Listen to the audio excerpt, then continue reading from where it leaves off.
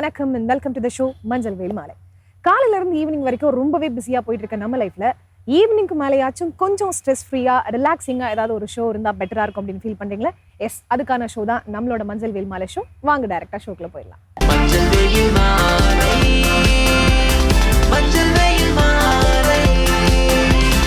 நம்ம ஷோட first segment யோகாசனம்.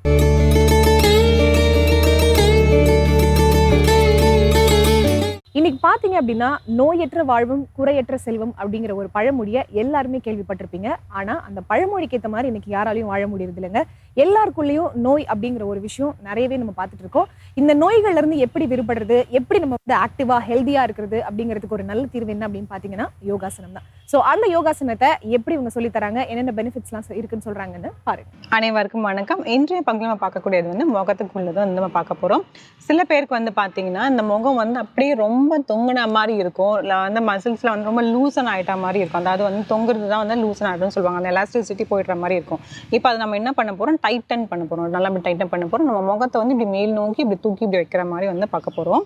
அதாவது நம்ம என்ன சொல்ல வரோம்னா ஆன்டி ஏஜிங் வந்து சொல்லுவாங்க. பார்த்தீங்களா, அந்த மாதிரி வந்து ரொம்ப வந்து ஏஜ் ஆகிடுது, அந்த மாதிரி இருக்கிறது இளமையாகவே இருக்கணும் அப்படிங்கிற மாதிரி பார்த்தீங்கன்னா இந்த மாதிரி ஒரு சில எக்ஸசைசஸ்லாம் வந்து நம்ம சொல்லலாம். இதை வந்து முகம் யோகா அப்படிங்கிற மாதிரியும் சொல்லலாம், ஃபேஸ் யோகா அந்த மாதிரியும் சொல்லலாம், இல்லை சில சிம்பிளான எக்ஸசைஸ் அப்படின்னு சொல்லலாம். நம்ம இதை வந்து எப்படி வேணாலும் எடுத்துக்கலாம். இதில் வந்து ஒரு 4 பயிற்சி மட்டும் இப்போ நம்ம சொல்கிறேன், நிறையவே இருக்குது. இப்போ பார்த்தீங்கன்னா ஃபஸ்ட்டு வந்து நம்ம என்ன பண்ண போகிறோம் அப்படின்னு பார்த்தோம்னா நம்மளோட பல் வரிசை நல்லா வந்து ஸ்மைல் பண்ண போகிறோம். அதாவது ஸ்மைல்னா நல்லா சிரிக்கிற மாதிரி பண்ண போகிறோம். பல்லு தெரிகிற மாதிரி இப்படின்னு வந்து நம்ம வைக்க போகிறோம். அது மாதிரியே வந்து ஒரு 5 செகண்ட் ஹோல்ட் பண்ணி வச்சுட்டு பண்ணணும். இதை வந்து நம்ம எத்தனை முறை பண்ணணும்னா 10லேருந்து 15 முறை வந்து கண்டிப்பாக செய்யணும். அது வந்து அப்படியே ஒரு 3 டைம் வந்து செய்கிற மாதிரி இருக்கும். அதாவது நான் சொல்கிறேன் உங்களுக்கு, ஒவ்வொரு செட்டாக வந்து அப்படியே செய்கிற மாதிரி இருக்கும், செட்டாக செய்கிற மாதிரி இருக்கும். ஃபஸ்ட்டு பயிற்சி 1. நீங்கள் உட்கார்ந்து செய்யல, இந்த மாதிரி உட்காந்துக்கலாம், இல்லை நாற்காலியிலையும் உட்காந்துக்கலாம், எப்படி வேணாலும் உங்களோட இஷ்டம். அதுக்கப்புறம் இதுக்கு சாப்பாட்டுக்கு முன்னாடியோ இல்லை சாப்பாட்டுக்கு பின்னாடியோ அந்த மாதிரிலாம் இல்லை, உங்களுக்கு எப்போ டைம் கிடைக்குதோ அப்போல்லாம் வந்து நீங்கள் செய்யலாம். முடிஞ்சால் வந்து காலையிலே நீங்கள் வந்து இப்போ பெட்லேருந்து இப்போ ஏஞ்சிக்கிறீங்க அப்படிங்கிற மாதிரி உட்காந்துட்டு நம்ம உடனே வந்து எழுந்துக்க மாட்டோம். ஒரு 5 நிமிஷம் வந்து உட்காந்துருப்போம். அந்த டைமில் கூட நம்ம இதெல்லாம் வந்து நம்ம செய்யலாம். இப்போ வந்து பயிற்சி 1.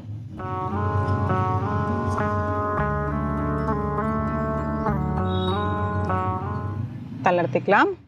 இதை மாதிரி பண்ணும்போது என்ன ஆகும்னு பார்த்தீங்கன்னா, நம்ம பண்ணும்போதே உங்களுக்கு தெரியும், இந்த கன்னத்தில் இருக்கக்கூடியது வந்து நல்லபடியாக வந்து ஒரு இழுவுத்தன்மை ஏற்படும். இழுத்துட்டு அப்படியே வந்து இது பண்ணுற மாதிரி இருக்கும். ஸோ வந்து நல்லா வந்து அந்த மசில்ஸ் வந்து டைட்டன் ஆகும். அப்போ நம்ம முகத்துக்குள்ளது வந்து நிறைய வந்து இந்த ரத்த ஓட்டம் வந்து நிறையவே போகும். ரத்த ஓட்டம் அதிகமாக போக போக பார்த்தீங்கன்னா நம்ம எல்லாம் உள்ளே இருக்க மசில்ஸ் எல்லாமே வந்து நல்லா வந்து ஆக்டிவாக வந்து இருக்கும். இப்போது இதை வந்து மறுபடியும் வந்து செய்யலாம். நான் உங்களுக்கு சொல்கிறதுக்காக வந்து நான் வந்து பேச ஆரம்பித்தேன். இப்போ வந்து அதை அப்படியே தொடர்ந்து வந்து ஒரு 10 முறை வந்து செஞ்சுக்கலாம். ஒவ்வொரு வாட்டியும் பண்ணும்போது ஒரு 2 இல்லை ஒரு 5 செகண்ட் மட்டும் ஹோல்ட் பண்ணிக்கலாம்.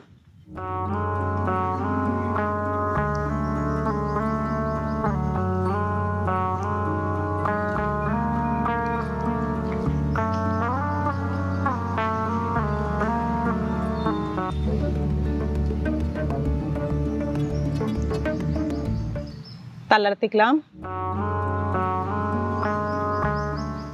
ஆழ்ந்த மூச்சு உள்ளிழுத்து வெளியே விடலாம்.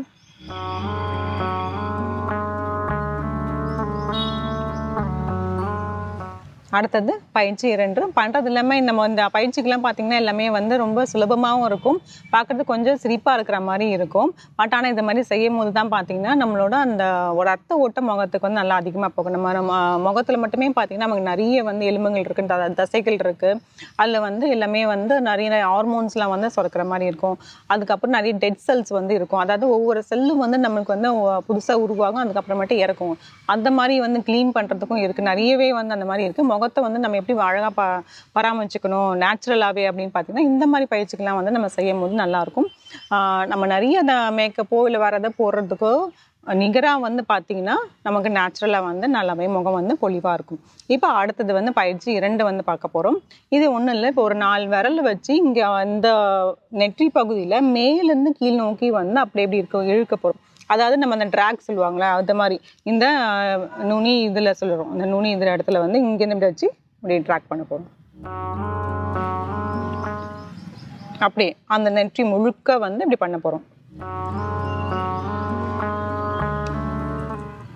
என் கண்ணை மூடிட்டும் வச்சுக்கலாம், கண்ணை திறந்தும் செய்யலாம்.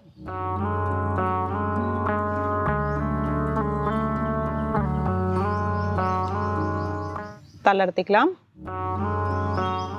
ஆழ்ந்த மூச்சு உள்ள இழுத்து வெளியே விடலாம்.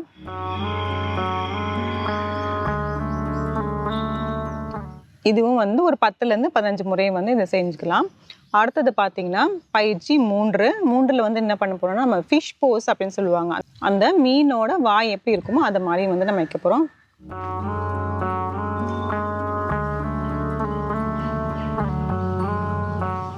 தளர்த்திக்கலாம். அந்த மாதிரி வச்சுட்டு ஒரு 5லேருந்து ஒரு 10 செகண்ட் வந்து அப்படியே ஹோல்ட் பண்ண போறோம். இந்த இடம்லாம் வந்து பார்த்தீங்கன்னா நல்லா இழுத்தன்மை இருக்கும். இந்த ஜா லைனுன்னு சொல்லுவாங்க. இந்த இடம்லாம் வந்து நல்லாவே வந்து உங்களுக்கு இழுக்கிற தன்மை வந்து தெரியும். இப்போ எப்படி வந்து நம்ம ஆசனா பண்ணும்போது வந்து நல்லா அந்த ஸ்ட்ரெச் கிடைக்குதோ நம்ம ஃபீல் பண்ணுவோமோ அது மாதிரி வந்து இந்த முகத்தில் பண்ணும்போது பார்த்தீங்கன்னா இந்த ஸ்ட்ரெச்சில் வந்து நல்லாவே உங்களுக்கு வந்து ஃபீல் ஆகும். இதுவும் வந்து 10லேருந்து 15 முறை செய்யணும். இப்போ ஒரு 2-3 தடவை வந்து நம்ம செஞ்சிடலாம்.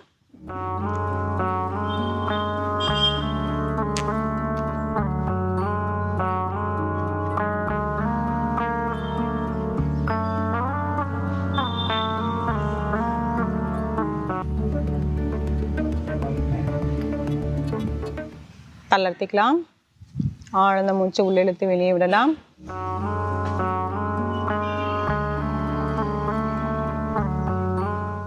இப்போ பயிற்சி வந்து 4. இது வந்து நம்ம காது கிட்ட வந்து செய்ய போறோம். இப்போ நம்மளோட முகத்துல இருக்கிறது பார்த்தீங்கன்னா எல்லாமே வந்து இன்டர் கனெக்டட் தான். நிறைய அக்குப்ரெஷர் பாயிண்ட்ஸ் இருக்கும். நம்ம அதெல்லாம் வந்து ஆக்டிவேட் பண்ணுவோம்.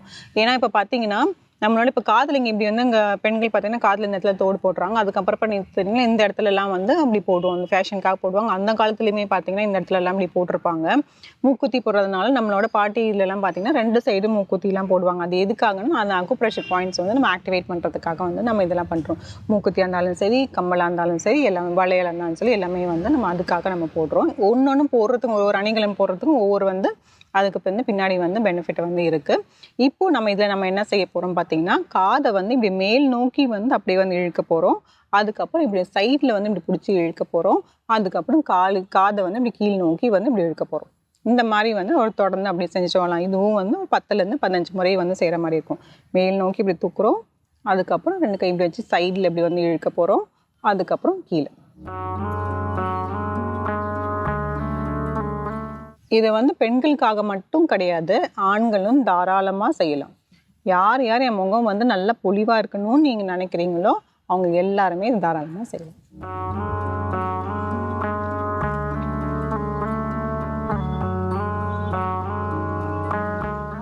தளர்த்திக்கலாம். ஆழ்ந்த மூச்சு உள்ள இழுத்து வெளியே விடலாம். இப்போ காதில் இப்போ நம்ம இழுத்துட்டு அப்புறம் நம்ம பார்த்தீங்கன்னா நம்மளுக்கு உங்களுக்கு ஒரு மாதிரி வந்து ஒரு வார்மாக இருக்கும். அதாவது என்னன்னா சூடாக இருக்கிற மாதிரி நீங்கள் ஃபீல் பண்ணுவீங்க. அப்படி பார்த்தீங்கன்னா நல்லா ரத்த ஓட்டம் வந்து அதிகமாக போயிருக்கு அப்படிங்கிற மாதிரி உங்களுக்கு தெரியும். இப்போ நம்ம என்னென்ன பயிற்சி நம்ம பண்ணோமோ அதை வந்து அப்படி சும்மா சொல்கிறேன். ஃபஸ்ட்டு வந்து நம்ம என்ன பண்ணோம்னா பல்ல வந்து இப்படி தெரிகிற மாதிரி இது 1 பண்ணோம். 2. அதுக்கப்புறமேட்டு வந்து மேல் நோக்கி இந்த இதுலேருந்து இப்படி பண்ணோம். இப்படி இழுத்தோம். 2. அதுக்கப்புறம் ஃபிஷ் போஸ் மாதிரி பண்ணோம். இது பண்ணோம். 3. 4வது பார்த்தீங்கன்னா இந்த மாதிரி காது இழுக்கிற மாதிரி வந்து நம்ம பண்ணணும். இந்த பயிற்சியெல்லாம் வந்து 10லேருந்து 15 முறை கண்டிப்பாக வந்து செய்யணும். தூங்கி எழுந்தோடனே செய்கிறதுனால நம்ம செய்யலாம். இப்போ இல்லை உங்களுக்கு எப்போ டைம் கிடைக்குதோ அப்போ செய்யலாம். வாரத்தில் வந்து ஒரு 2-3 முறை மட்டும் செஞ்சாலே உங்களுக்கு போதும். டெய்லி செய்யணும் வந்து உங்களுக்கு அவசியம் கிடையாது. அட்லீஸ்ட் வந்து ஒரு 3 முறை வந்து நீங்கள் செஞ்சுக்கோங்க. இது எல்லாமே வந்து முயற்சி செஞ்சு பாருங்கள். மீண்டும் அடுத்த பகுதியில் சந்திக்கலாம்.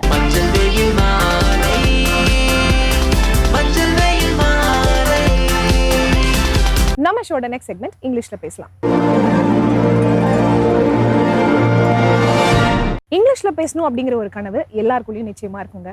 ஆனா அதை எப்படி கத்துக்கிறது, யாரை அப்ரோச் பண்றதுன்னு தெரியாம முடிச்சுட்டு இருப்போம்.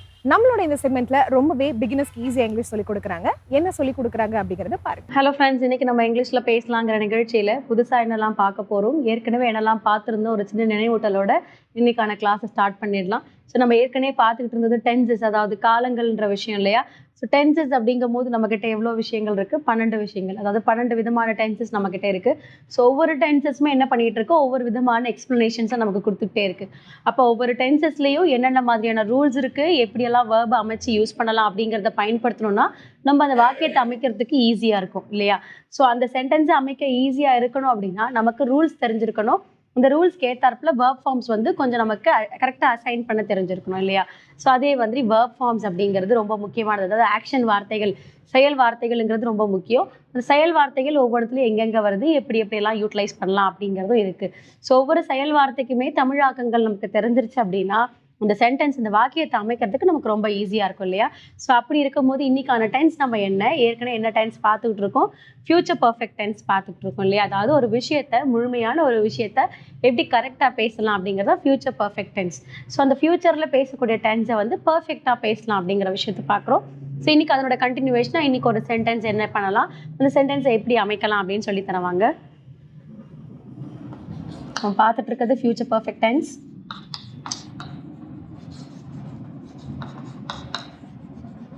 ஸோ இதில் வந்து நமக்கு எக்ஸ்க்ளூசிவாக நம்ம எதை பற்றி பார்க்க போகிறோம்னா பாசிட்டிவ் சென்டென்சஸ். இதிலே நமக்கு நெகட்டிவ்ஸ் இருக்குது, இன்ட்ராகேட்டிவ்ஸ் இருக்குது. ஸோ நம்ம பார்க்க போகிறது பாசிட்டிவ் சென்டென்சஸ். ஸோ சென்டென்ஸ்க்கு போகிறதுக்கு முன்னாடி என்ன verb ஃபார்ம் எடுத்து யூஸ் பண்ணலான்னு சொல்லித்தரேன். So V1, V2, V3. So right, wrote, written. So இது நான் ஏற்கனவே உங்களுக்கு நான் சொல்லியிருக்கேன், இந்த ரைட், ரோட், ரிட்டனுங்கிறத. ஸோ ரைட் அப்படிங்கிறது வந்து RIGHT இப்படிங்கிறதையும் நமக்கு சொல்லுவாங்க. அதாவது இந்த ரைட்டுக்கு வந்து கரெக்ட் அப்படிங்கிறத சொல்லலாம், இல்லை டைரக்ஷன் அப்படிங்கிறதையும் சொல்லலாம். ஸோ இதே டோனில் தான் நம்ம என்ன பண்ணுவாங்க, அதாவது இதே சவுண்டில் தான் இதையும் சொல்லுவாங்க, WRITE.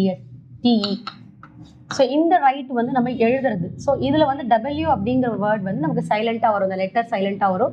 இங்கே ரைட்டுங்கிறது வந்து which is depends on the டைரக்ஷன்ஸில் வரும், கரெக்ஷன்ஸில் சொல்லக்கூடியது வரும். ஸோ இந்த ரைட்டுங்கிறது பார்த்தீங்கன்னா உங்களுக்கு எழுதுகிற விஷயத்தில் வரும் உங்களுக்கு. ஸோ அப்போ 2 ஹோமோஃபோன்ஸ் இருக்குது. ஸோ இது நமக்கு எழுதுறதுக்கு ஏற்ற மாதிரி வித்தியாசப்படுத்திக்கணும்.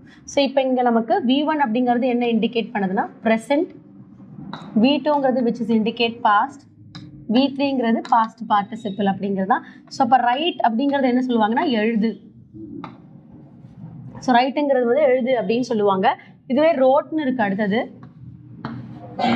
ஸோ எழுதினார். ஸோ ரிட்டன் வரும்போது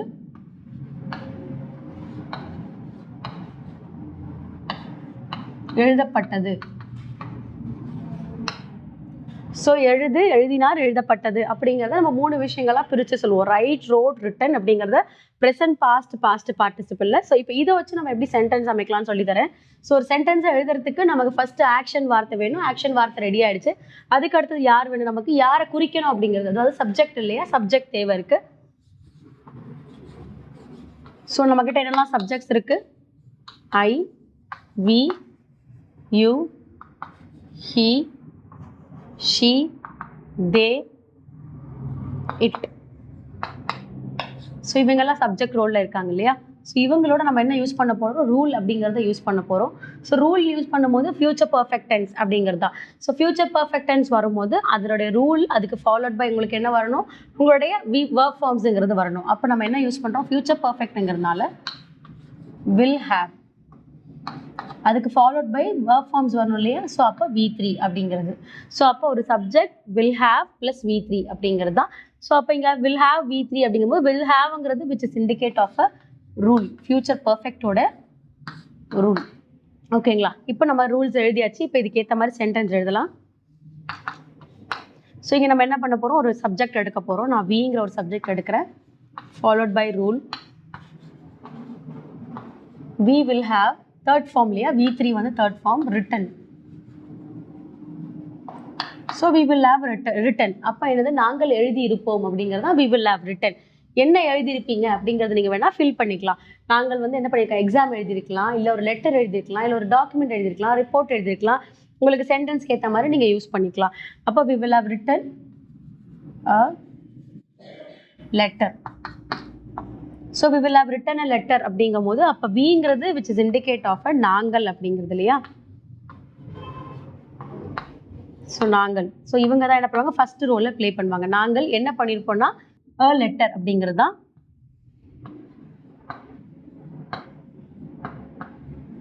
ஸோ நாங்கள் கடிதத்தை, ஸோ என்ன கடிதத்தை அப்படின்னும் போது we will have என்ன பண்ணியிருப்போம், கடிதத்தை வந்து எழுதி இருப்போம்.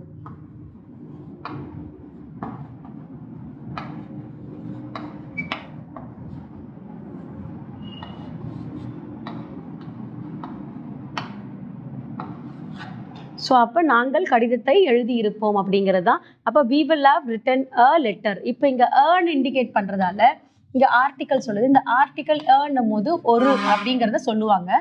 ஸோ அப்போ இங்கே நாங்கள் இந்த இடத்துல நீங்கள் இந்த ஏவை மென்ஷன் பண்ணனாலும் மென்ஷன் பண்ணிக்கலாம். நாங்கள் ஒரு கடிதத்தை எழுதியிருப்போம் அப்படிங்கிறதையும் நீங்கள் சொல்லிக்கலாம். ஸோ இங்கே நான் ஏர்ன் மென்ஷன் பண்ணதால் ஒரு கடிதத்தைன்னு சொல்கிறேன். நான் இங்கே கொடுக்கல அப்படின்னா நீங்கள் அதை சொல்லணுன்ற அவசியம் இல்லை. நாங்கள் லெட்டரை எழுதியிருப்போம் அப்படின்னு சொல்கிறது. அப்போ ஃப்யூச்சர் பர்ஃபெக்டில் சொல்லக்கூடியது. அவங்க என்ன பண்ணியிருப்பாங்கன்னா அவங்க லெட்டரை எழுதியிருப்பாங்க, இல்லை நான் எழுதியிருப்போம் அப்படின்னு சொல்லக்கூடியது தான். அப்போது இது வந்து we will have written போது நாங்கள் அப்படின்னு வருது. இதே இடத்துல உங்களுக்கு என்ன பண்ணலாம்னா ஐ எழுதியிருக்கலாம். நான் ஒரு கடிதத்தை எழுதியிருப்பேன் அப்படின்னு சொல்லியிருக்கலாம். இல்லை அப்படிங்கும் போது she, he, they அப்படிங்கிறத எடுத்துக்கலாம். which is depends on the subject. எத்தனை பேரை குறிக்குது. வீன்னும் போது 2 பேரை இருவர்கள் குறிக்கும் அப்படின்னு சொல்லுவாங்க. ஐ அப்படிங்கும் போது ஒருத்தரை மட்டும் குறிக்கக்கூடியது. அதே மாதிரி he, she அப்படிங்கும் போது அவன் அவள் அப்படின்னு குறிக்கக்கூடியது. இதுவே நிறைய பேர் குரூப் ஆஃப் மெம்பர்ஸ் இருக்காங்கன்னா அவங்களுக்கு என்ன சொல்லலாம், தே அப்படிங்கிறத மென்ஷன் பண்ணலாம். அதாவது அவர்கள் அப்படின்னு சொல்லக்கூடியதை நம்ம சொல்லிடலாம். ஸோ அப்போ நமக்கு என்ன ஆயிடுச்சு, ஒவ்வொரு சப்ஜெக்ட்டுக்கு ஏற்ற மாதிரி நம்ம என்ன பண்ணலாம், ஒவ்வொரு வாக்கியத்தை அமைச்சு எழுதலாம். ஸோ இன்றைக்கான ஹோம்ஒர்க்காக இந்த ஒர்க் ஃபார்ம் வச்சுட்டு இந்த ரூலையும் ஃபிக்ஸ் பண்ணிவிட்டு நீங்கள் இந்த ஒர்க் ஃபார்மில் தான் எழுதணும்னு இல்லை. நான் நிறைய ஒர்க் ஃபார்ம்ஸ் நம்ம ப்ரீவியஸ் கிளாஸில் சொல்லி கொடுத்துருக்கேன். அதில் உங்களுக்கு எந்த ஒர்க் ஃபார்ம் சூட்டபுளாக இருக்கோ அதை எடுத்து கூட இந்த ரூலை யூஸ் பண்ணி நீங்கள் இன்றைக்கான ஹோம்ஒர்க் ஒரு 5 to 10 சென்டென்சஸ் மேக் பண்ணுங்கள். அடுத்த கிளாஸில் அடுத்த சென்டென்ஸோடு உங்களை மீட் பண்ணுறேன். தேங்க்யூ.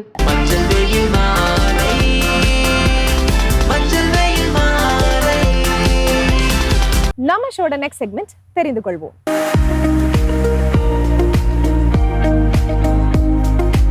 இந்த உலகத்துல நம்மளுக்கு எல்லாமே தெரியும் அப்படின்னு யாராலையும் சொல்லவே முடியாதுங்க.